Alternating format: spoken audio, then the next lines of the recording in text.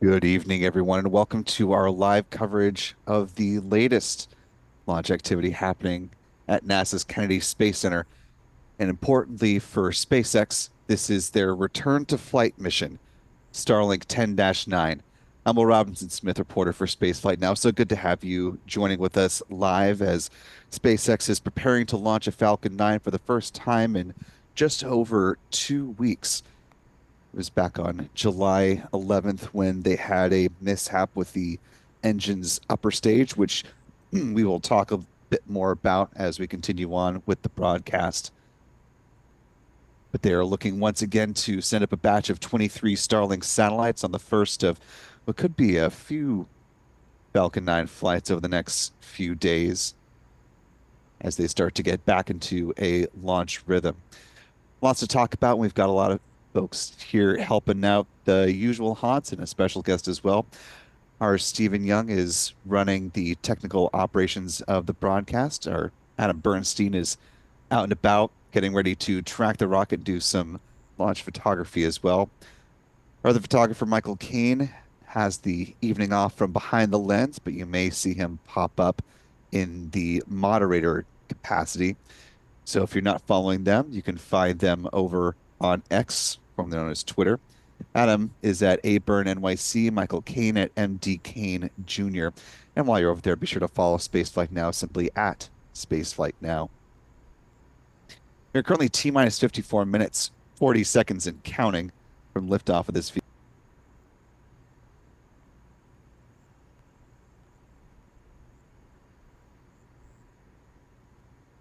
We're also joined in tracking by our friends Chuck Briggs and Pete Karstens with Max Q Productions.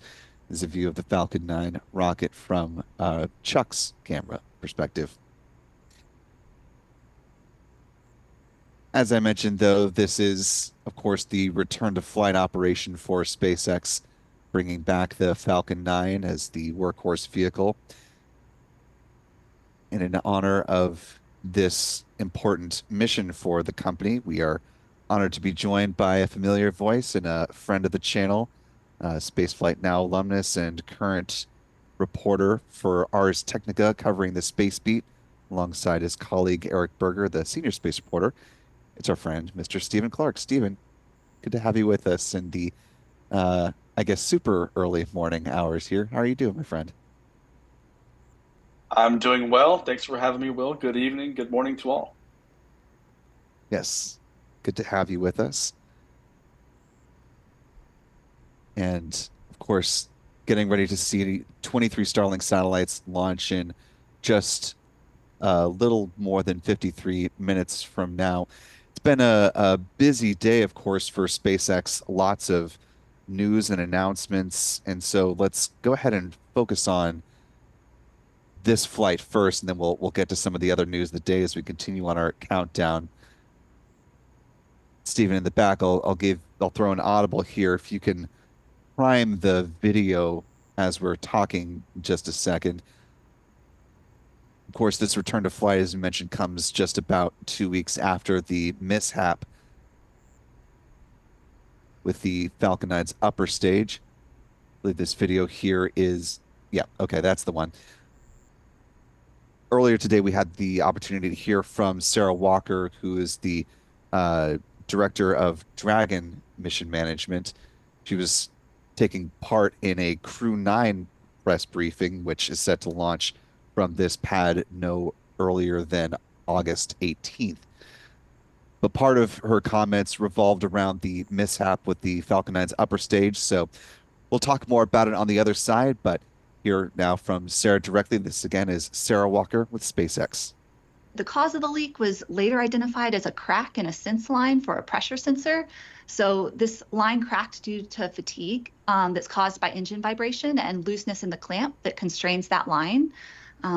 We found it really interesting and positive that despite the leak, the second stage engine still continued to operate throughout the entire duration of that first burn where we observed the leak. It completed engine shutdown and then it entered a coast phase for about 30 minutes in the intended elliptical parking orbit. So the Starlink satellites are initially inserted with the second stage into an elliptical orbit with a low perigee and a high apogee. And then after about 30 minutes, we perform a second burn to circularize at the higher altitude.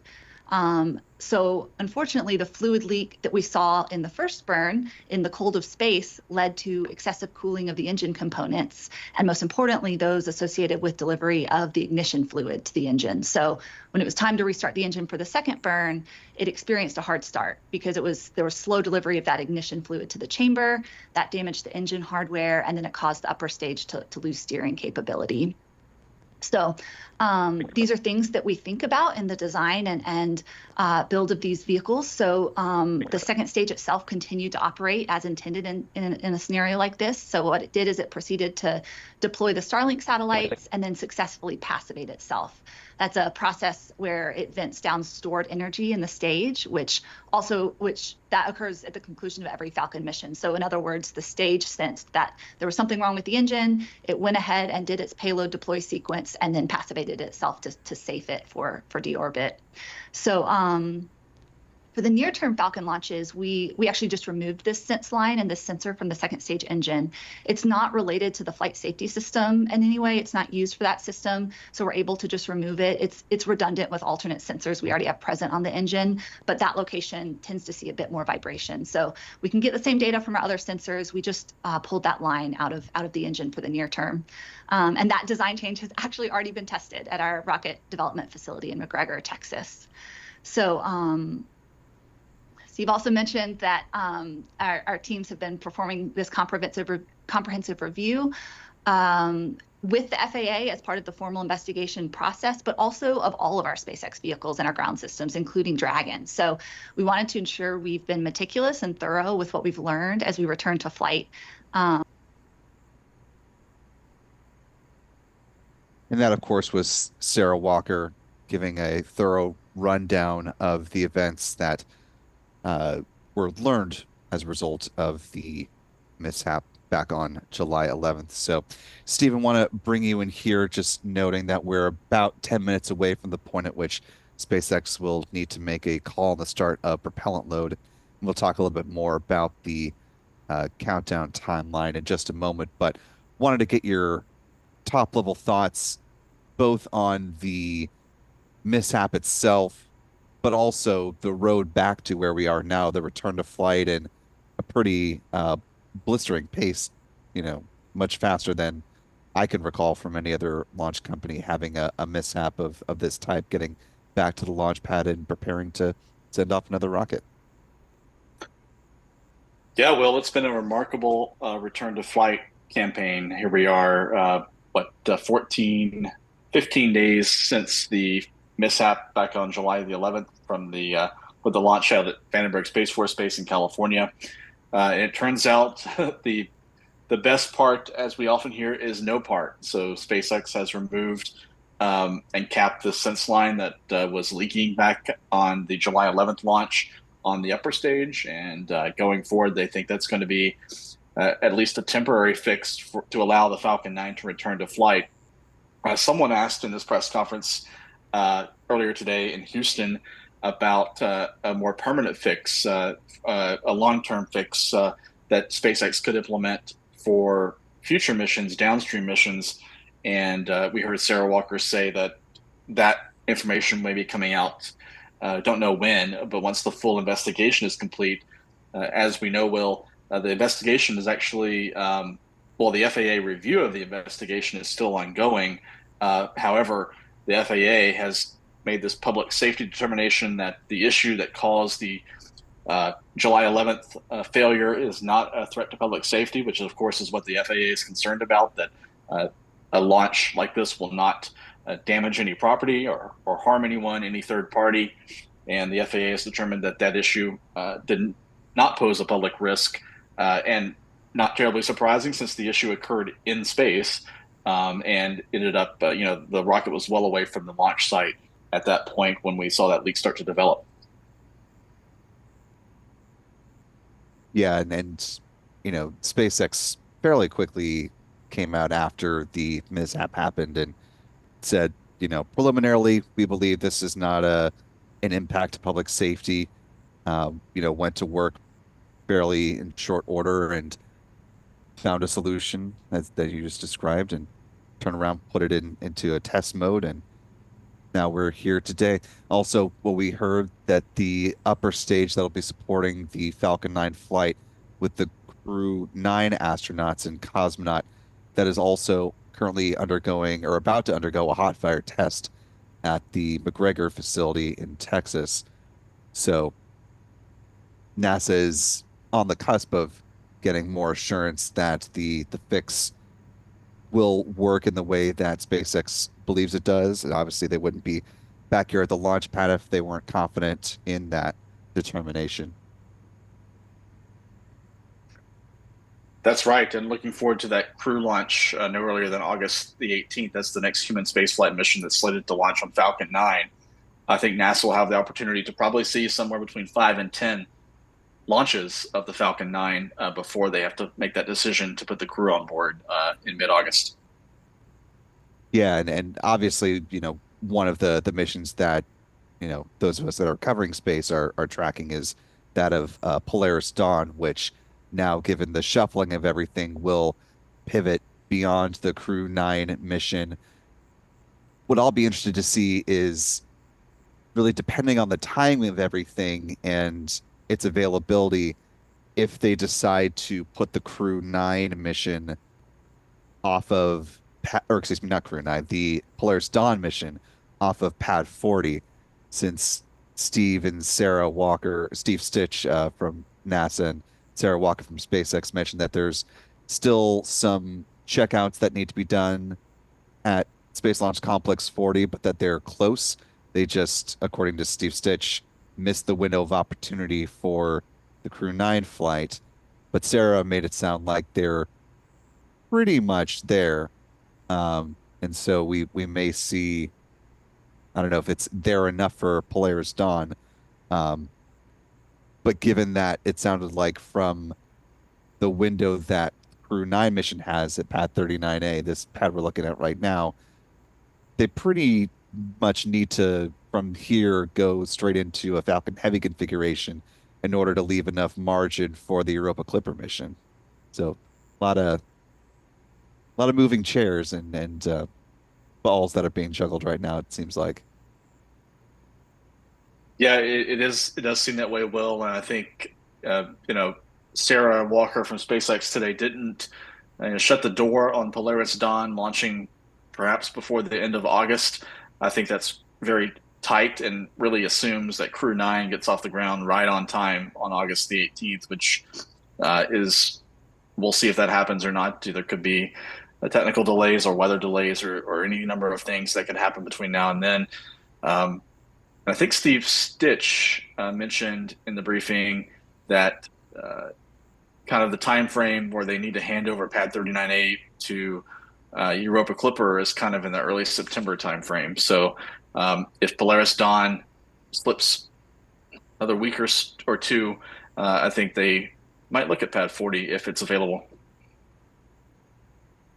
Yeah, and that'll certainly be a big moment for Pad 40. Obviously, it's launched a Cargo Dragon spacecraft now with CRS-30, but it would be uh, an historic moment for it to launch a crewed Crew Dragon mission.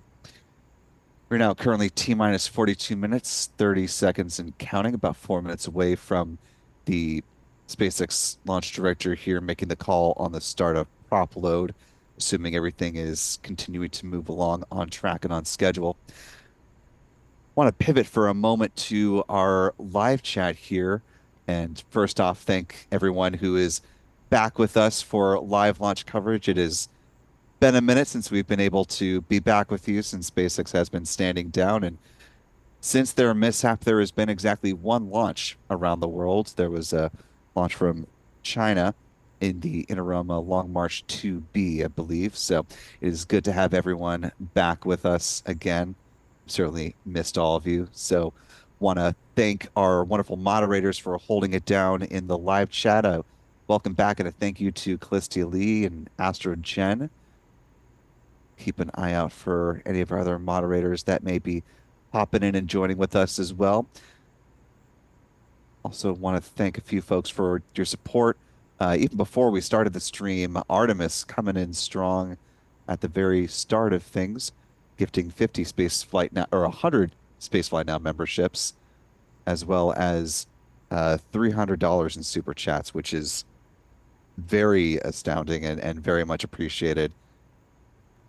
And as I say that, he goes in and throws in another Benjamin. So really appreciate your support here, Artemis, and throwing in a couple messages here saying, let science reign. Let's push our boundaries, go further, and find, I'll amend this, things we've never even thought of. Send it. And then a couple tips for Clistia and Jeff Hansen as well. So thank you for that. And thanks to Calistia for gifting 10 Spaceflight Now memberships. Lori Jones Wilson marking 8 months as a channel member, saying hello all. Larry Mass also marking 7 months as a channel member at the pad leader level. Thank you, Larry. And Psychonaut gifting a Spaceflight Now membership as well. We'll note that channel membership comes with a number of perks, including discounts at our online shop, shop.spaceflightnow.com, access to member-only videos here on YouTube, and of course the ability to watch all of our launches, such as this one, in 4K at Liftoff. Lastly, for now, if you haven't already, be sure to hit that like button. It allows more folks to find their way into our live launch coverage as we continue to roll on with things. Before we jump back into discussion with Stephen, let's go ahead and take a look at our countdown timeline here, just to give you an overview of the events that we are still anticipating as things move along, hopefully nominally for the duration of the count today. Of course, as we were just mentioning, in now just a little more than a minute, the SpaceX launch director will give the go for the start of prop load if they are ready to do so. There's an electronic poll that is taken across the team, and the T-minus 38-minute mark is more of a general time. They can take that poll earlier if they feel like they're in a good position to do so. But once that go ahead is given, fueling starts at T-minus 35-minute mark. Starts with two events. RP-1 or rocket grade kerosene being loaded on board the first and second stages of the Falcon 9 rocket. And at the same time, liquid oxygen is loaded on board the Falcon 9 first stage. T-minus 16 minutes, second stage liquid oxygen load begins. But before that, we'll see the so-called big vent from the strong back. Beam lights are chilled at the launch pad. The process starts at T-minus 20 minutes and 50 seconds, but we see the big vent at about T-minus 20 minutes and 20 seconds, if all's going well. T-minus 7 minutes, the chill down of the 9 Merlin engines gets underway. That involves flowing a small amount of liquid oxygen through the plumbing and turbo pumps. Helps protect the engines from the risk of thermal shock and damage during the startup sequence. About 6 minutes prior to liftoff, the first stage kerosene tank should be full. Then at T-minus 4.5 minutes, the strong back retract sequence begins.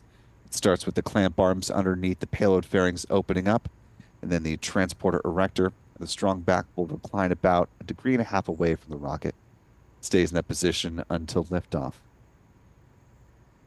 At that point, it pulls back in a much more rapid fashion to clear the way for the vertical climb of the Falcon 9. About 3 minutes before launch, the first stage liquid oxygen tank should be full. 2 minutes before liftoff, LOX load is complete. At that point, the Falcon 9 is fully loaded with 1 million pounds of propellant. In the final 60 seconds, control of the countdown is handed over from the ground sequencer to the Falcon 9's onboard flight computers. The propellant tanks are brought up to flight pressure. The SpaceX launch director will give their go for liftoff at 45 seconds out. The engine ignition command is issued at T-minus 3 seconds. And if all 9 Merlin 1D engines are healthy and ignite, command will be given for the hold down clamps to release the Falcon 9 for a T0 liftoff, which at present is targeting a liftoff at 1:45 a.m. Eastern, 05:45 UTC for our friends joining around the world.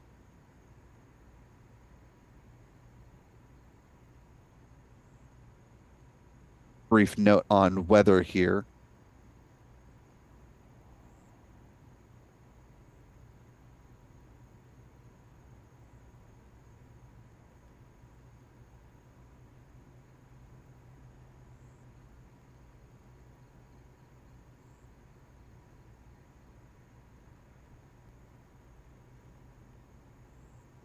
Coming into this launch opportunity, the 45th Weather Squadron forecast a 85% chance of favorable weather at liftoff this early morning. Primary concerns were for cumulus clouds, but it is a fairly clearish night here on Florida's Space Coast at the Cape, so cumulus clouds shouldn't be too much of an impediment from what we're seeing. However, if for whatever reason SpaceX is unable to launch tonight in the overnight hours, they do have a 24-hour backup opportunity, launching with a launch window that opens at the same time tomorrow. However, the odds of favorable weather drop a little bit down to 75% odds of good weather at liftoff, with the primary concerns being the thick cloud layers rule as well as the anvil cloud rule.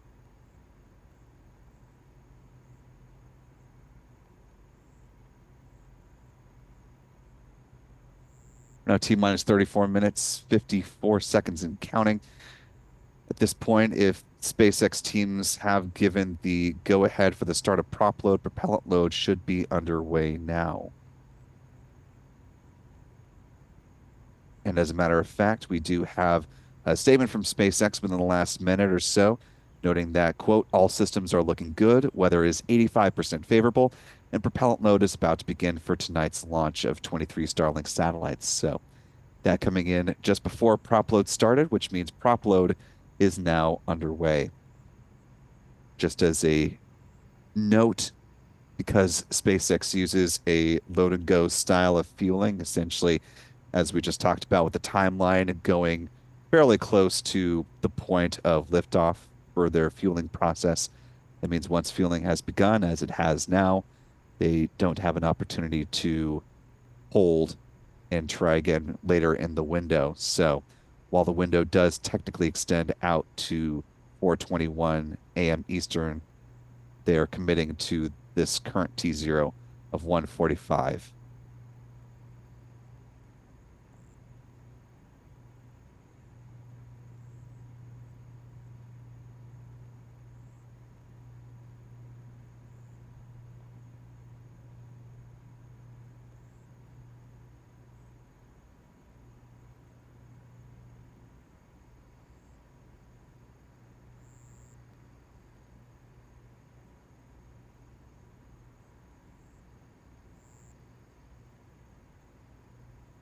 So, Stephen, as fueling is getting underway, bringing you back in here to the conversation, it was a fairly newsworthy press conference that happened today at the Johnson Space Center. Obviously, principally focused on the Crew 9 mission and the return to flight for SpaceX, obviously being a key part of all that. But there was also some interesting news about the Dragon spacecraft sort of hinging on the thought that originally the trunk would burn up entirely when they make their re-entry and depart from the International Space Station. But as you and others have been reporting, as sightings to the contrary have come up, starting with the appearance of the trunk from the Crew 1 mission, they've actually made a pretty big pivot and are now going to be returning the Dragon spacecrafts with a splashdown off the coast of California, as opposed to the returns here off the coast of Florida that we've been used to for the last, oh, almost half a decade now. Just wonder, first off, your thoughts on their analysis of the situation, and were you surprised to hear that news today?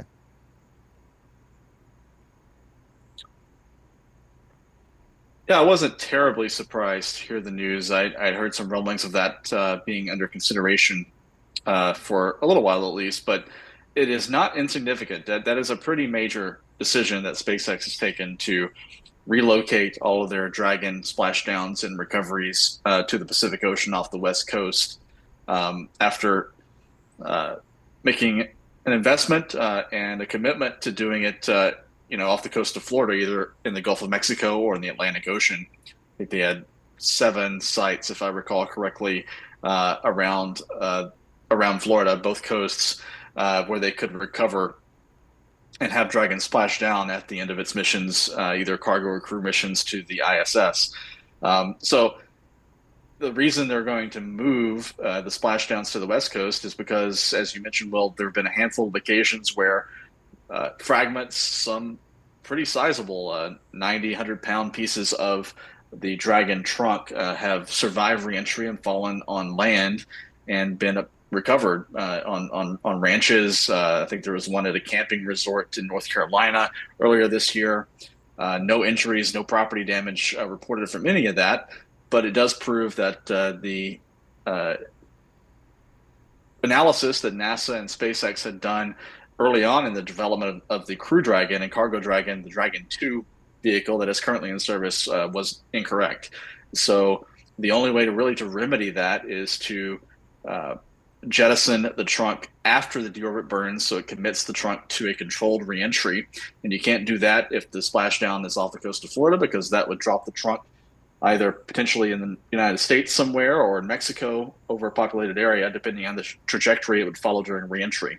So that really leaves the only choice to move is to move the splashdowns off the West Coast, where the trunk will have a controlled reentry in the Pacific Ocean, a short distance away from where the capsule actually splashes down into parachutes. So SpaceX will see SpaceX move their recovery vessels. First, they'll move one, then the other one from Florida out to the port of Long Beach near Los Angeles. And next year, we'll see Dragons begin splashing down on the West Coast. And the days of seeing the splashdowns off of Florida will be over. And unfortunately, for those of us who have been in Florida or anywhere in the United States to see a reentry, going overhead at night, the plasma trail is quite spectacular. There are only a few more opportunities to see that because they're going to be doing that over the open ocean going forward. Yeah, I believe Sarah said that I think the Crew 9 return will be the last crewed mission that will splash down off the coast of Florida. And then, like you said, everything is going to move out west.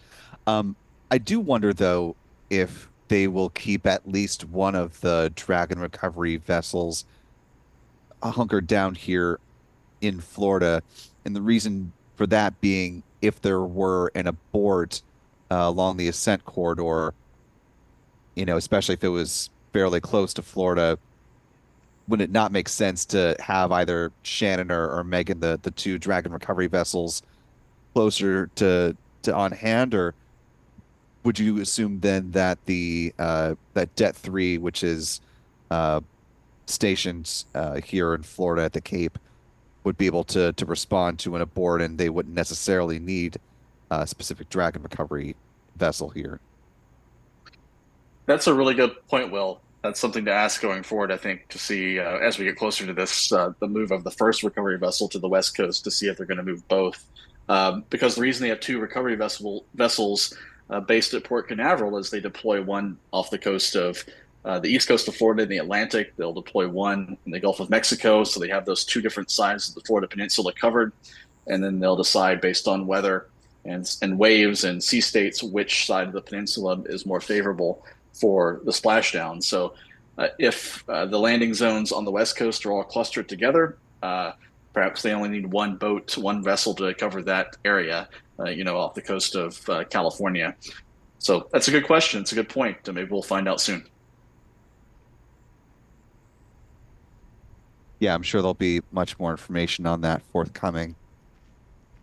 Well, speaking of where things are going, that's a good way to, or a good time to pivot to the trajectory of this mission. So let's go ahead and pause our conversation and talk about where this particular Falcon 9 is going to be flying once it leaves the pad. So we're now T minus 26 minutes, 38 seconds and counting.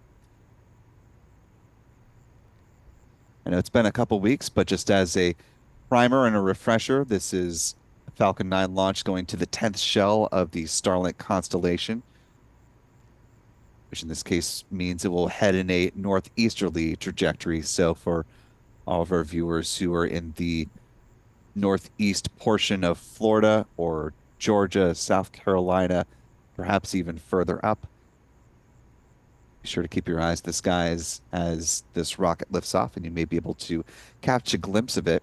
If you do, be sure to tag us on X. We'd love to see your photos and videos of whatever you're able to spot. A little more than 8 minutes after liftoff, the first stage booster, tail number 1069 in the SpaceX fleet, is going to be landing on the SpaceX drone ship. Just read the instructions. Of course, SpaceX has also deployed its other drone ship, a shortfall of Gravitas, in support of the Starlink 10-4 mission, which we're anticipating lifting off from pad 40, which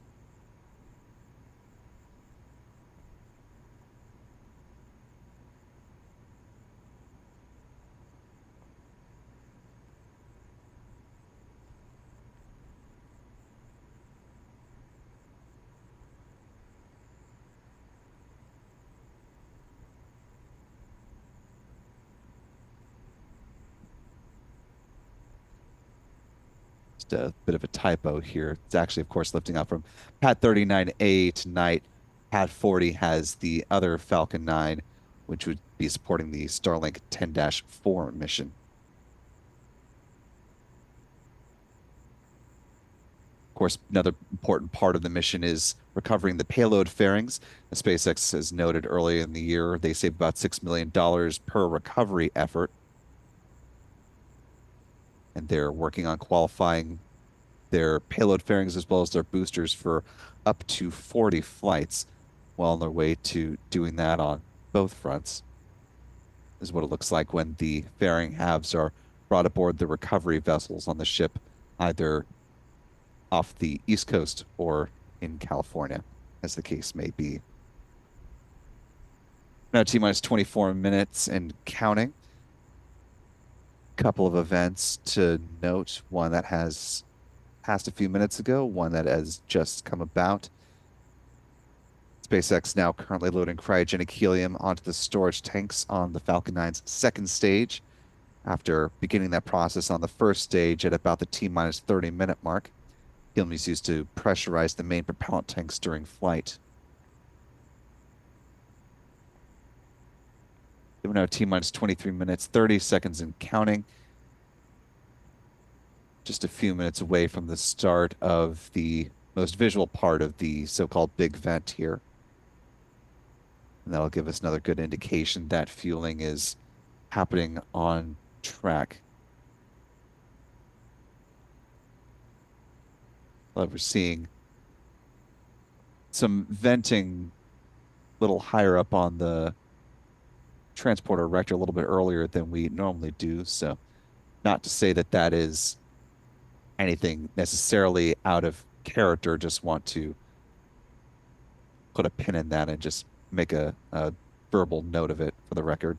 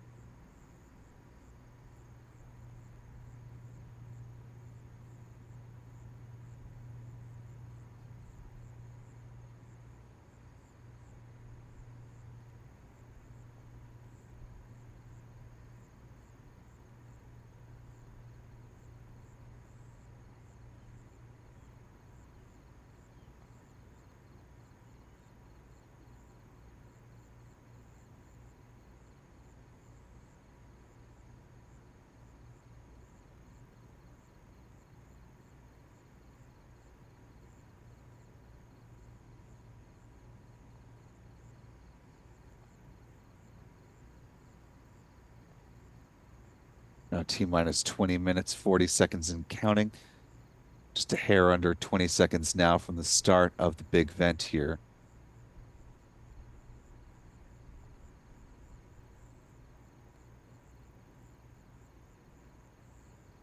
There you can actually see it beginning.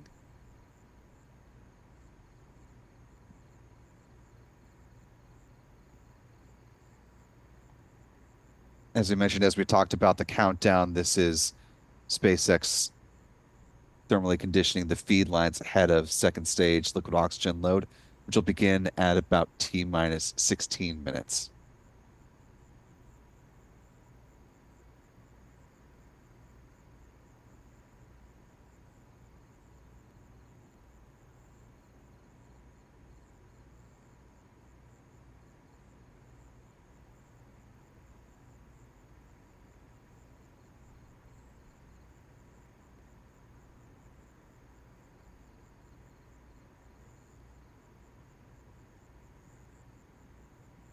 As we continue to watch the big vent go on, Stephen, I'm bringing you back in here.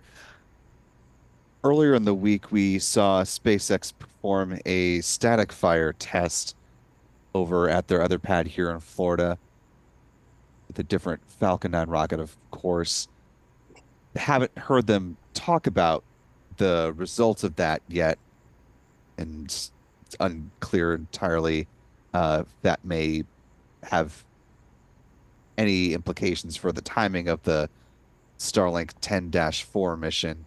But just wanted to get your thoughts on that test and the possible reason for wanting to do that at this point in the run up to what we're seeing here, the return to flight mission, which did not see its own static fire test.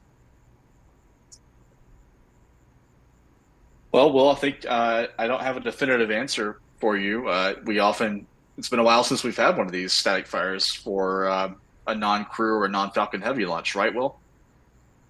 Yeah, I believe the last one would have been for a Falcon Heavy, but in fact, not the most recent Falcon Heavy, as we were reporting at the time that the launch was on June 25th. And in the run up to it, we heard that the reason that they didn't static fire was because those were all three new Falcon boosters and they had been fairly recently tested out at McGregor. And so SpaceX and NASA had determined that those tests were thorough and rigorous enough that a static fire at the pad was not needed. So it's been, some time. It would have been the Falcon Heavy before that, which would have been the Psyche mission.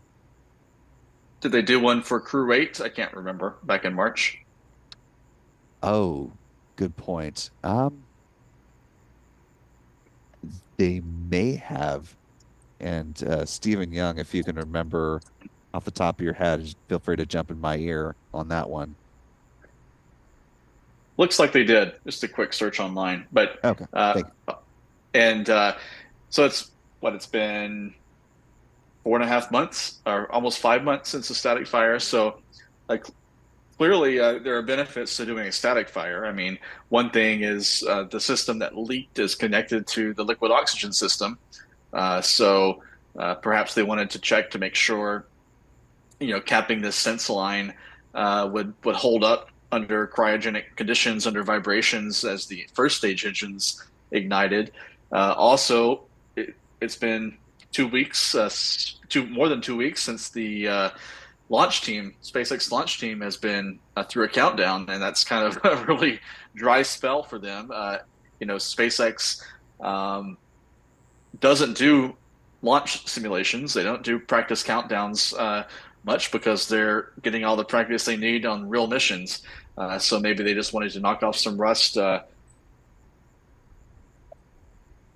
it's certainly a possibility. And, it's as long as it's been since the last static fire for them, just in general, it's been even longer since there's been a static fire over at Pad 40. So given that that's their, workhorse pad, and that may be just them wanting to perhaps knock off a bit of ring rust, if you will, get back into a rhythm of things.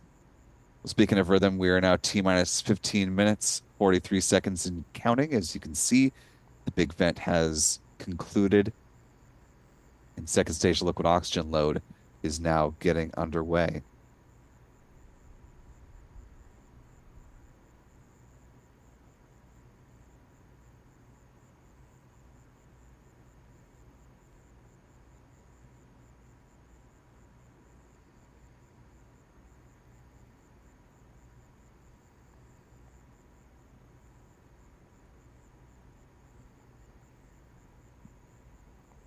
Taking a quick peek at the live chat here. Want to thank the nearly 4,000 of you who are joining with us live tonight. If you haven't already, we'd certainly appreciate it if you could hit that like button for us and allow some more folks to find their way into our live coverage. This particular Falcon 9 first stage booster, which has the distinction of making this return to flight for SpaceX's tail number B1069 in the SpaceX fleet. So while we're have some time between now and the planned liftoff, let's go ahead and run through the history of this particular launch vehicle before it makes launch number 17.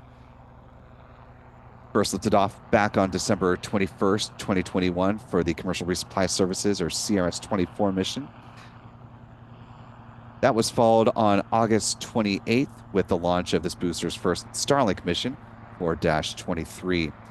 Following up on October 15th, 2022, it supported the launch of Hotbird 13F satellite. That and another Eutelsat would go on to replace the Hotbird 8, 9, and 10 for the company's 13-degree east position. Fourth launch came on December 8th, 2022. That was launch number 15 for OneWeb, sending up a batch of their satellites manufactured actually right here on the Space Coast up at the Airbus OneWeb Satellites facility, not too far from the Kennedy Space Center. Launch number 5 came on February 2nd, 2023, the Starlink 5-3 mission. Next up was a mission for SES, not too, or a fairly frequent customer of SpaceX. That was the SES 18 and 19 satellites, which lifted off on March 17th. And then from here on out, we're in Starlink territory for this booster.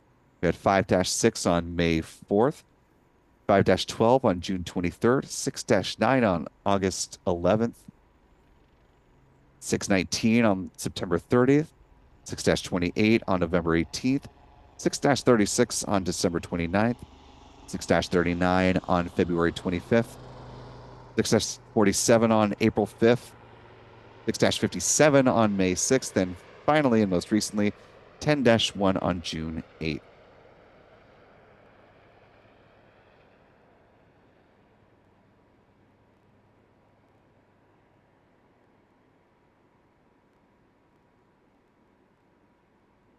Currently T minus 12 minutes, 19 seconds and counting.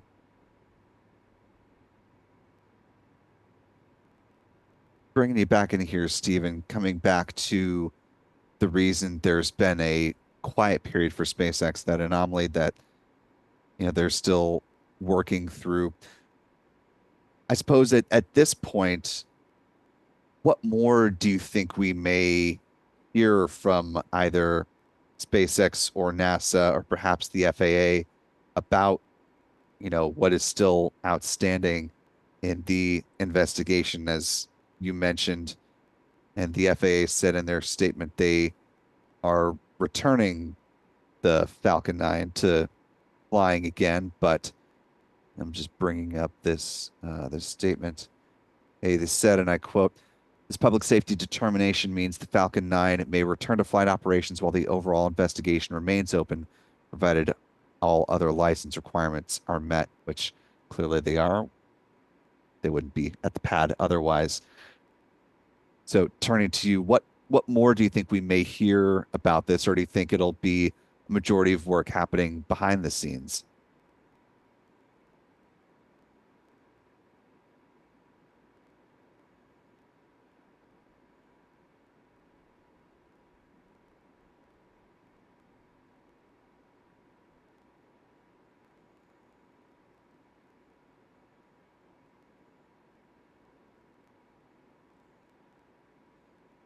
We may have lost Steven. We'll work to see if we can get him back.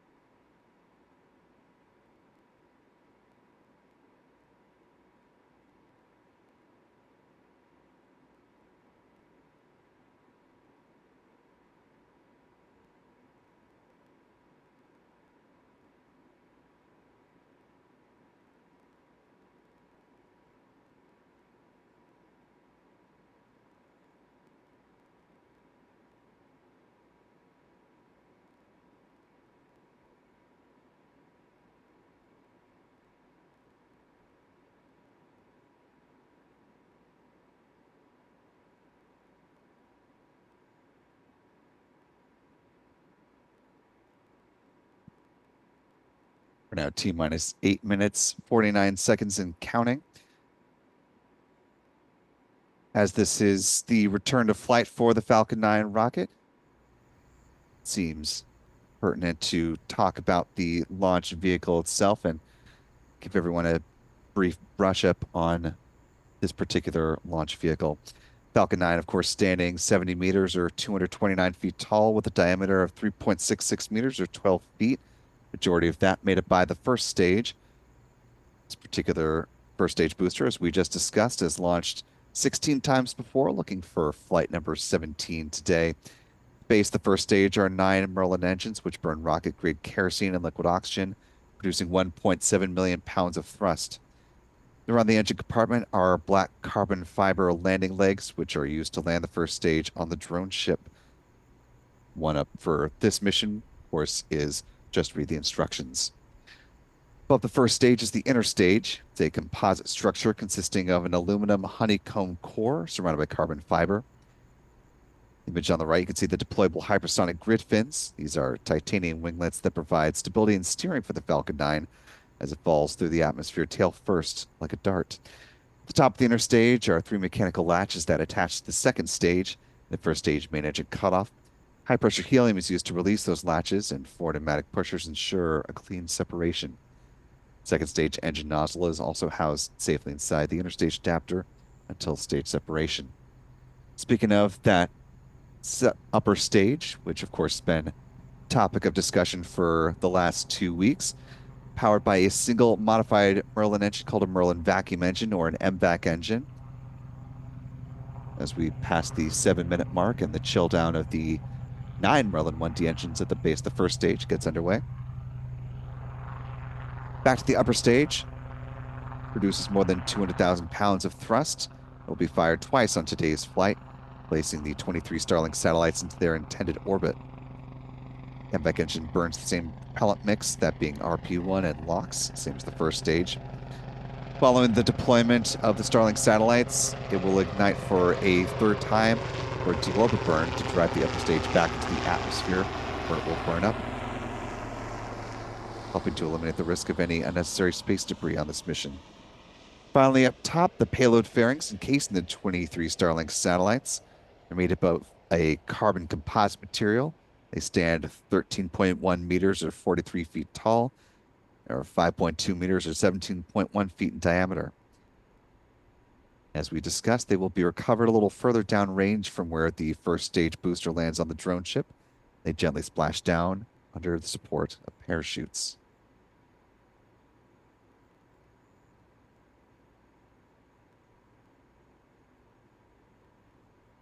We're now T minus 5 minutes, 40 seconds and counting.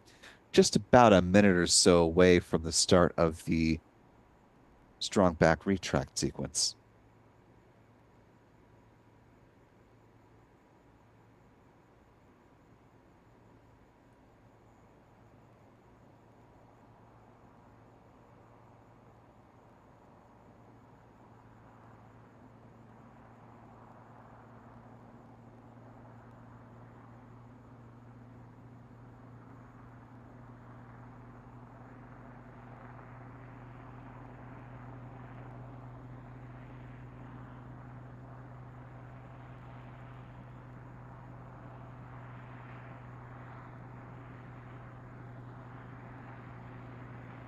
Falcon 9 tanks are pressing for strong back retract.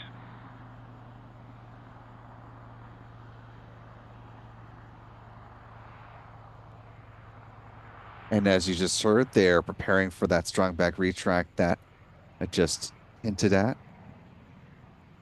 Again, that will start with the clamp arms underneath the payload fairings opening up, and then the transporter erector will recline about 1.5 degrees away from the Falcon 9 rocket. Strong back retract has started.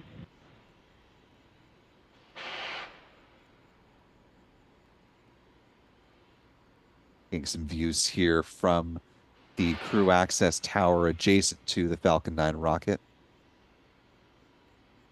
Just as a quick programming note, you'll notice that our countdown clock slightly differs from the clock at the base of your screen, which is from SpaceX. Our clock is in real time, SpaceX coming through the feed from X, so that's why there's a slight discrepancy there on the timing. We'll be calling out the events based off of real time.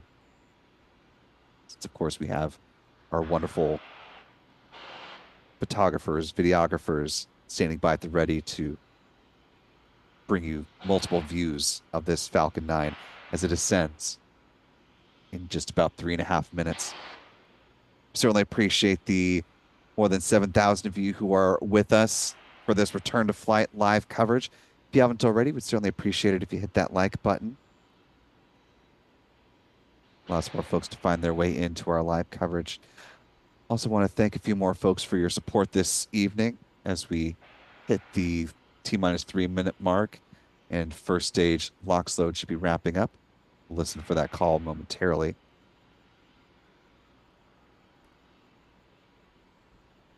Stage 1 LOX load is complete. There's that good call out. Thanks to channel member Larry Mask for a $2 super chat. Thank you, Larry. I want to welcome aboard Stig, joining us with channel membership at the pad leader level.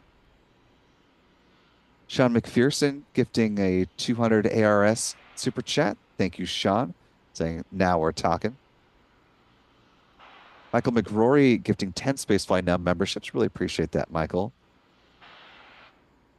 Valerie Jones with a $10 super chat, one of our wonderful channel members, saying, I have no Artemis, but, well, here, take my money. Well, thank you, Valerie. And we certainly appreciate an Artemis-sized super chat. We appreciate all of everyone's support. So even if you're just joining us live and hit that like button, that is wonderful on its own. We're now T-minus 1 minute, 54 seconds and counting. Stage 2 LOX load is complete. And as you just heard, with the loading of stage 2 wrapped up, the Falcon 9 is fully loaded with 1 million pounds of propellant. What you're seeing here are the ground gas closeouts.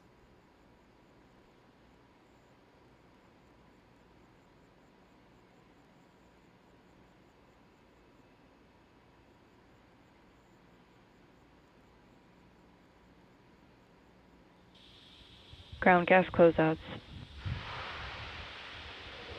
There's that call as we approach the final minute before the return to flight mission for SpaceX.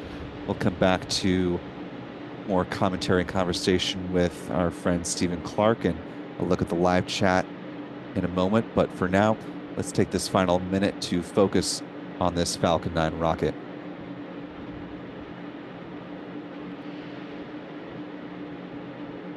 Falcon 9 is in startup. Now that the vehicle's in startup, we are waiting for the launch director to give their go for launch. coming up in just a few seconds. LD, go for launch.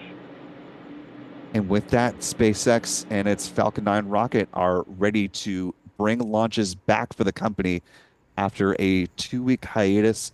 A lot of work to get here. 20 seconds to liftoff. 15 seconds. And here we go.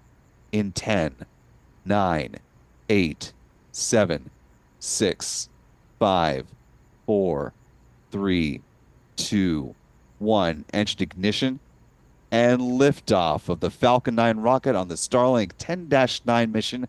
The Falcon 9 soars again from Florida's Space Coast.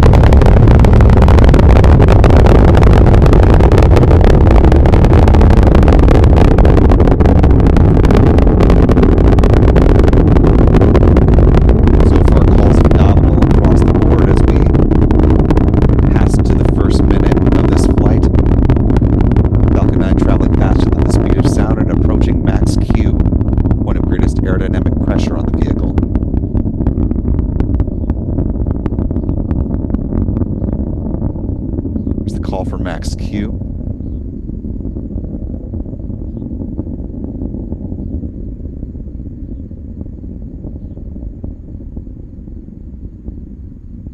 It's great work from our tracking team this evening.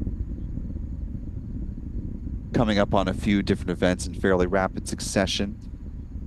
T plus 2 minutes, 26 seconds will be first stage main engine cutoff, or MECO.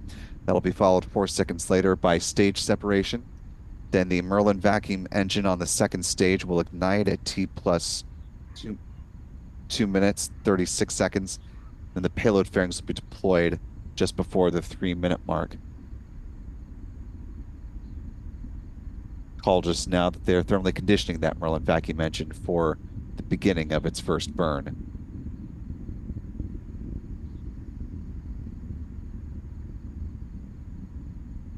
Good call for a nominal trajectory so far.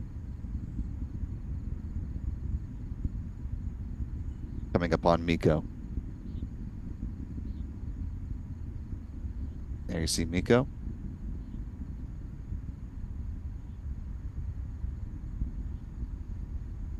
Stage separation, and there's that Merlin igniting.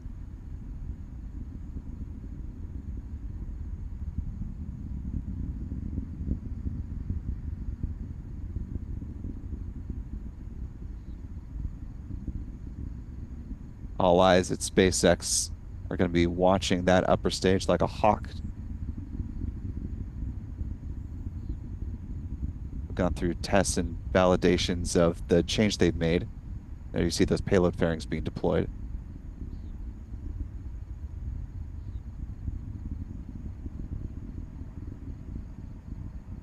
Starlink's exposed to the vacuum of space for the first time on this mission now.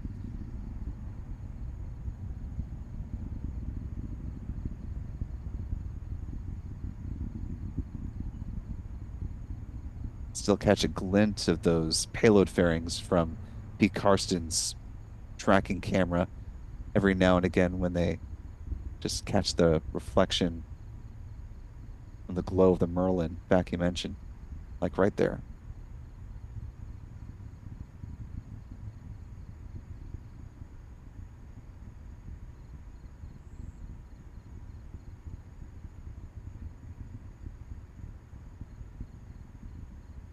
Coming up on the 4th minute of flight here.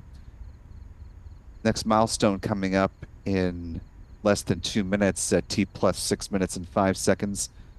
Will be the first stage entry burn beginning. That burn lasting a total of roughly 23 seconds.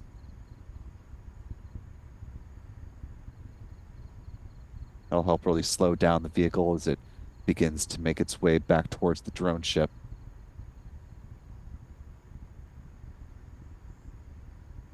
Falcon 9 first stage at about 115 kilometers in altitude. Has reached its apogee and now starting to make its way back down.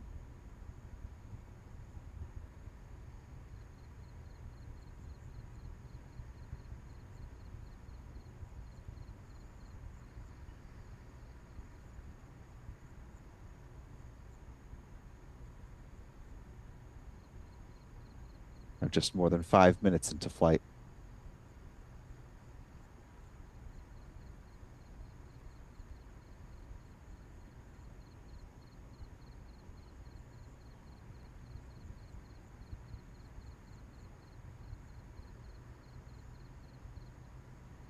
So far, all appears nominal with both first and second stages of the Falcon 9.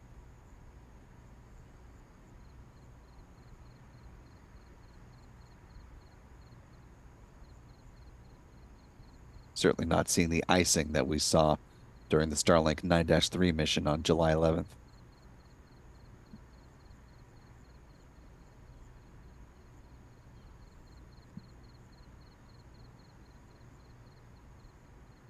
Now about 10 seconds away from the start of the entry burn.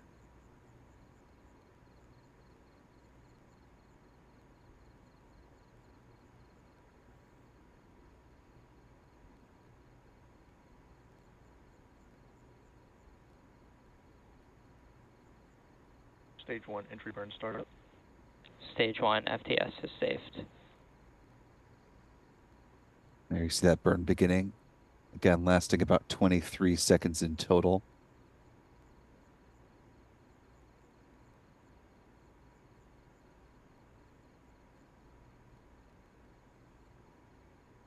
Stage 1 entry burn shutdown. Both vehicles continue to follow a nominal trajectory. Some good call-outs from SpaceX there.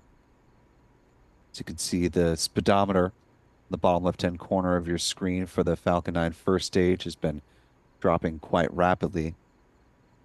Thanks, of course, in part to that entry burn, as well as from atmospheric drag, both slowing down the vehicle, setting up for the landing burn, which will begin at about T plus 7 minutes and 46 seconds. Just about 30 seconds from now.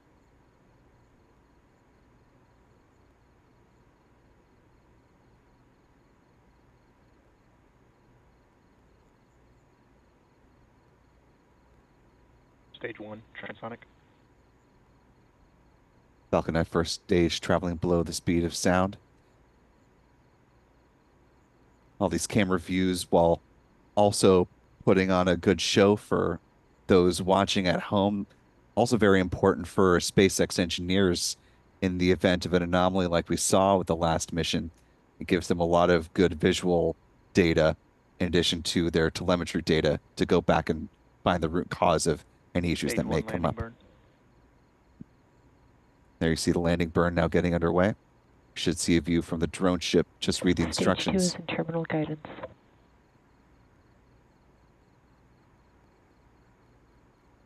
Stage 1 landing leg deployed.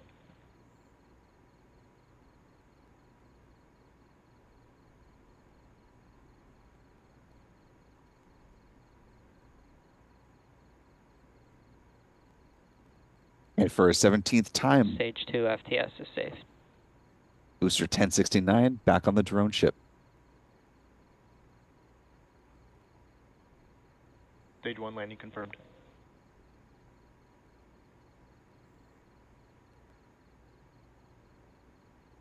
There's that confirmation from SpaceX of Come back what we shutdown. saw with that drone ship.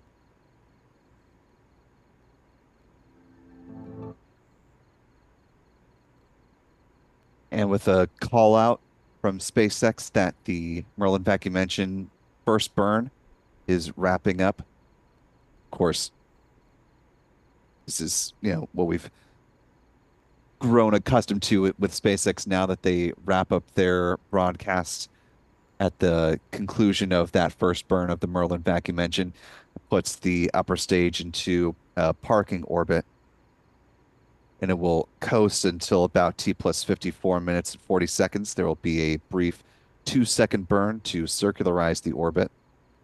And the Starlink satellites will be released at T plus 1 hour, 3 minutes, 34 seconds, assuming, as certainly seemed to be the case, that all has been going nominally with this mission and all will continue to go nominally through Starlink satellite deployment.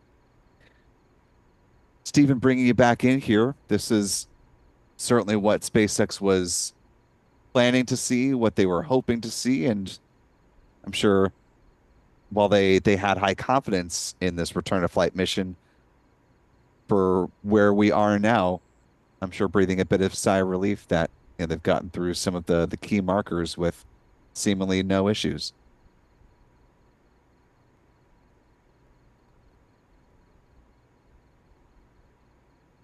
It appears we may still be having some issue with Steven's mic, so go ahead and troubleshoot that in the background while we press on. Want to thank a few more folks in the live chat before we begin to close things out.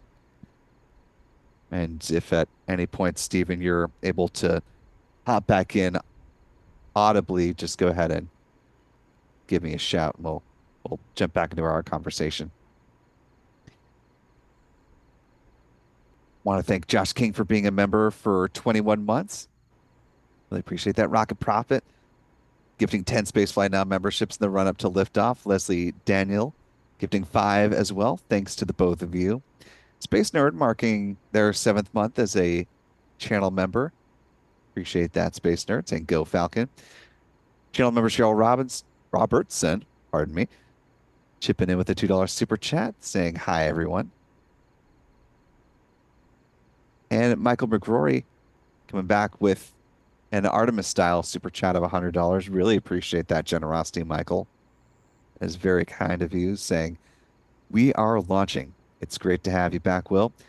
You ask the questions I ask, and you get the answers. You are a true journalist. Oh, that's very kind of you to say, Michael. I really appreciate that, and I'll give the credit to where I've gotten to the people that have gotten me here, starting with my professors at Medill School of Journalism at Northwestern, and continuing with boots on the ground learning. All right, it sounds like we may have Stephen back. I'll finish up the super chat and bring Stephen in just a second here. Michael finishes by saying thanks to you and everyone at Spaceflight Now for bringing this coverage to the world. Let's go for 2 more this weekend. Great camera work as always. And yes, our fellas behind the lens knocking out of the park as always. And one of our wonderful moderators, Stephanie B, marking 17 months as a channel member. And I will agree that this is an awesome community. So, Stephen, I don't know if you sort of heard my tee up to you, but just to recap in case you didn't, SpaceX was certainly looking for what we saw here, that they were hoping for a nominal mission so far at this stage in flight. And it seems by all visual accounts and the call outs that we heard that this return to flight is in fact going as well as they'd hoped.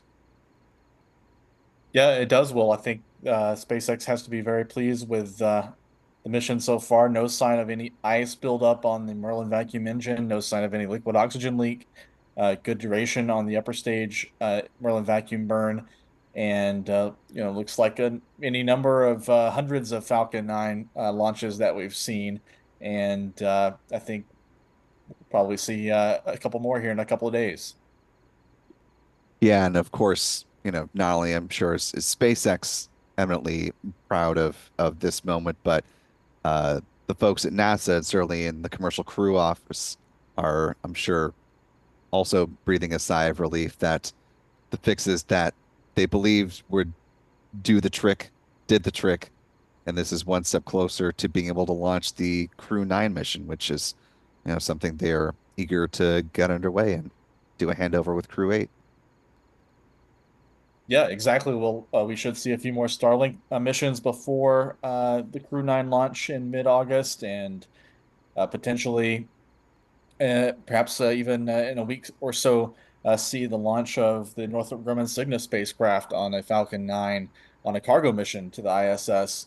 That could be the first customer mission that we see a launch on Falcon 9. We'll see, but it certainly seems to have a high likelihood of being the first non-Starlink launch we see on Falcon 9 after the return to flight. A critical mission carrying some crucial supplies up to the ISS. I think that's scheduled for no earlier than August the 3rd. Yep, that is the correct date for that mission, and I'm sure the folks on station looking forward to getting a fresh replenishment and maybe some fresh food heading up their way as well. I know that's always a treat to get something that's not, you know, freeze dried or, dehydrated, but fresh food is always a welcome item heading up to the station. Before we go ahead and close things out, do you want to go ahead and pivot over to the mission stats as they currently stand? And as you see, there's a bit of lightning happening in the background of the shot as well, though I don't believe we are in a phase one or phase two, so it may just be the perspective that we're seeing that makes it seem like it's kind of right on top of things at the Cape. But rest assured that our launch photography team would take the necessary precautions if lightning was a potential impact. So just putting that out there as a note. Yes, and as Stephen Young is telling me in my ear, it is far offshore. But again, it's just the perspective making it look like it's more of a up close lightning show here.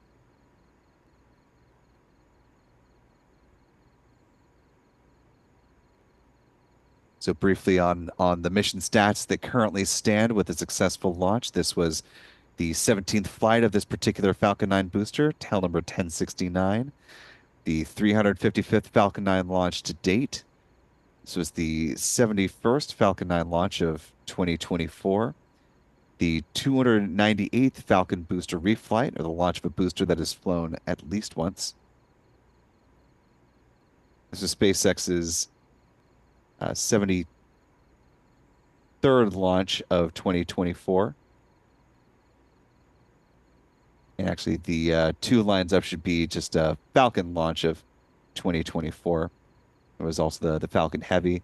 There have been two Starship launches as well from down at Starbase.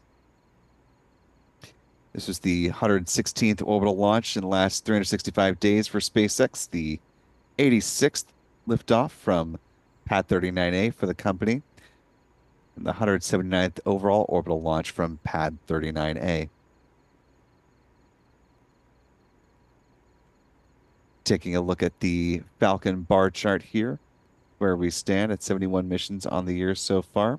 Moving on to some recovery stats. This was the 87th booster landing on the drone ship. Just read the instructions. The 259th SpaceX drone ship landing, and the 330th overall booster landing for SpaceX to date. And finally, with some industry stats, this was the 51st orbital launch from Florida so far this year, the 75th from U.S. soil, the 83rd orbital launch from a U.S. rocket company, and the 135th overall orbital launch around the world.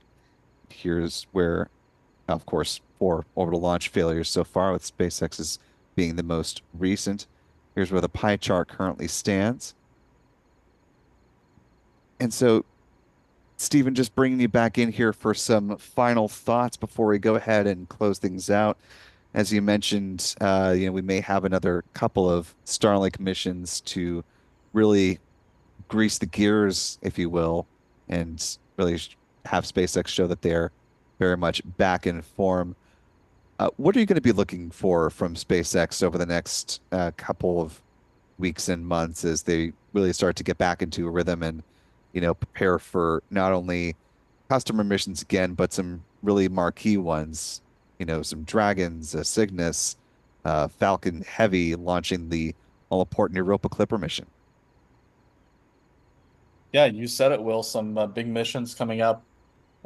2 crew missions expected to launch before the end of the year, potentially both kind of in back-to-back fashion here in a month or even less than a month for Crew 9 and Polaris Dawn.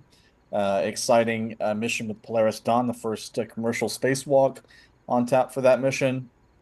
And then in October, we'll see the launch of Europa Clipper on a Falcon Heavy. That'll be a very, very important launch for both NASA and SpaceX. Europa Clipper will be heading to do numerous flybys of Jupiter's icy moon with a sophisticated suite of instruments to look at the ice shell and even a radar to kind of peer or probe into that ice shell to see how thick it is, what is kind of and what may be under the ice shell in some places as well. So an exciting mission, a long journey for Europa Clipper, but it's going to get a Falcon Heavy launch, a big rocket to send it on its way toward Jupiter. And the Falcon Heavy, of course, will be flying in fully expendable mode on that mission. All 3 boosters will be expended to give Europa Clipper a high energy departure from Earth to head out into the solar system. And also interested to see if SpaceX can, how quickly SpaceX can get back into the swing of things, back into their launch cadence that they've been at so far this year. A launch every 3 days ish or so since the beginning of the year. I don't think it'll take long for them to get back into that. Just looking at their launch schedule, they have rockets ready to go, or perhaps soon to be ready to go from both Pad 40 and out at Vandenberg Space Force Base with more Starlink satellites. And then a long list of customers waiting for rides because the Falcon 9 is the industry workhorse. And just to illustrate that, or to kind of put a punctuation or exclamation point on that, in the 2 weeks or 15 days since the Falcon Heavy launch failure back on July the 11th from Vandenberg Space Force Base, there's only been one orbital launch worldwide, a Chinese launch, until tonight. So the launch pads have been very quiet, and that's really only because the Falcon 9, which is flying more often than any other rocket in the world, has been grounded for the last 15 days. But I think we're about to see SpaceX get back into the swing of things here in the next few days. Well, it's going to be a very busy back end of 2024 with, not just SpaceX, but a whole bunch of launch providers really getting into the fray. Of course, tomorrow, United Launch Alliance is going to be rolling out its Atlas V rocket to Slick 41 in preparation for national security mission on behalf of the U.S. Space Force. In fact, the very last national security mission that an Atlas V rocket will launch in the pathway to its retirement. Of course, you've got Blue Origin with its New Glenn rocket getting ready to make its first mission, planning for that to be the Escapade launch. The satellites built by Rocket Lab, those getting ready to come to Florida in the coming weeks. And you've also got some, I think at least 3 more launches coming from Firefly in the back half of 2024, and including as well the launch of their Blue Ghost lunar lander, and Intuitive Machines looking to send up another lunar lander, IM-2 Athena, at the back end of 2024. So lots of rocket activity, lots of launches and landings in all parts of everywhere. It seems like it's going to be an exciting conclusion to 2024 from a space front. It sure is, Will. And the Atlas V that's launching on Tuesday morning from the Cape, that's the last, as you mentioned, the last national security launch on a Atlas V rocket as those begin to switch over to Vulcan toward the end of the year. And so that's the Pentagon's goodbye to Russian rocket engines will be on Tuesday.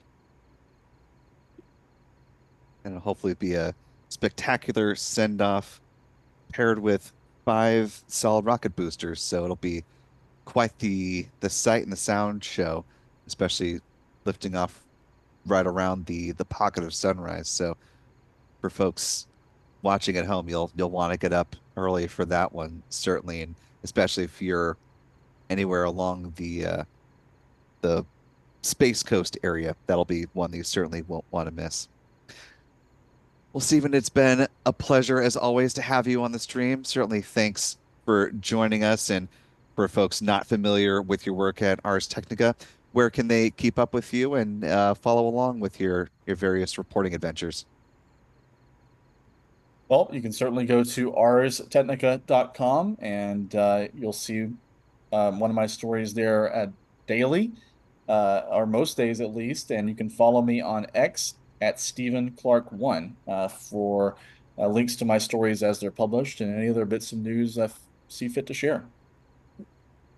Absolutely. If you're not already following Stephen on X, he is a wonderful follow. So definitely worth your time and attention. Stephen, we'll talk with you soon. Thanks again for being with us. Pleasure to be with you, Will, and happy to see Falcon 9 flying again. Absolutely. Well, that'll do it for us today. And as we've just been talking about, there's quite a number of missions that are on tap in the near to long term for the back half of 2024. So for the very latest, be sure to pop on over to spaceflightnow.com and check out our launch schedule for the latest on the upcoming missions. See, Clever Girl came in with a $10 super chat right at the buzzer saying, "Great to see the workhorse back in action. Thanks for your coverage, Spaceflight Now." Well, thanks, Clever Girl. Good to see you again this evening.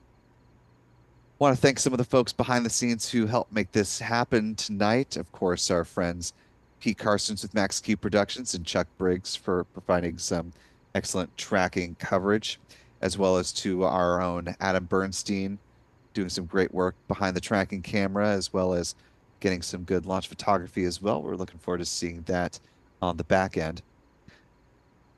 Thanks as well to our Michael Kane for helping support things behind the scenes as well, and to our editor, Stephen Young, as always. And most importantly, thanks for you, for wherever you're watching from around the world, for being a part of our live coverage of SpaceX's return to flight, and likely will stick around with their flight pattern, as Stephen was saying, getting back into a rhythm of between 2 and 3 launches per week.